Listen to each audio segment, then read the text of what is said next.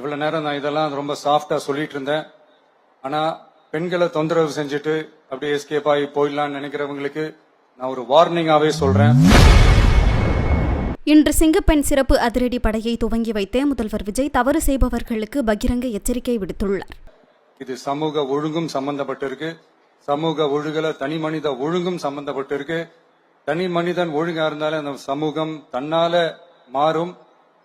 ஒரு கட்டுப்பாட்டோட ஒரு பொறுப்பா இருந்தாலே இந்த மாதிரி பல பிரச்சனைகளை நம்ம கண்ட்ரோல் பண்ணலாம். படிக்கிற இடத்துல, வேலைக்கு போற இடத்துல, டிராவல் டைம்ல, ஆனா டெய்லி லைஃப்ல பயம் இல்லாம மரியாதையோட நம்ம பெண்கள் வாழணும். அதுக்கான ஒரு அட்மாஸ்பியரை நம்ம கிரியேட் பண்ணணும். அதுதான் நம்மளுடைய ஃபர்ஸ்ட் டார்கெட்டு. இவ்வளவு நேரம் நான் இதெல்லாம் ரொம்ப சாஃப்டா சொல்லிட்டு இருந்தேன். ஆனா பெண்களை தொந்தரவு செஞ்சுட்டு அப்படியே எஸ்கேப் ஆகி போயிடலாம்னு நினைக்கிறவங்களுக்கு நான் ஒரு வார்னிங்காவே சொல்றேன்.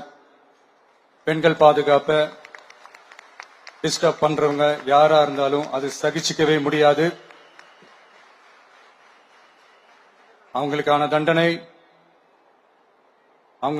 தண்டனைக்கான அந்த நடவடிக்கைகள் எல்லாமே போலீஸ் டிபார்ட்மெண்ட்ல இருந்து ரொம்ப கடுமையான ஒரு தண்டனையா இருக்கும்.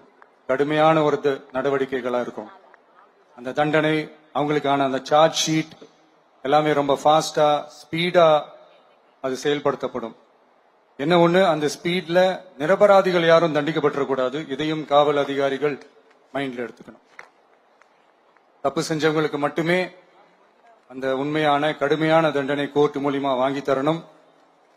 அப்பதான் அதை பார்த்து தப்பு செய்ய நினைக்கிறவங்களுக்கு கூட தப்பு செய்யக்கூடாதுன்ற அந்த ஒரு பயம் வரணும். இந்த சிங்கப்பெண் சிறப்பு படைக்காக நம் அரசு சார்பாக முதற்கட்டமாக செய்திகளை உள்ளது உள்ளபடி தெரிந்து கொள்ள ரெஃப்ளெக்ட் நியூஸை சப்ஸ்கிரைப் பண்ணுங்க.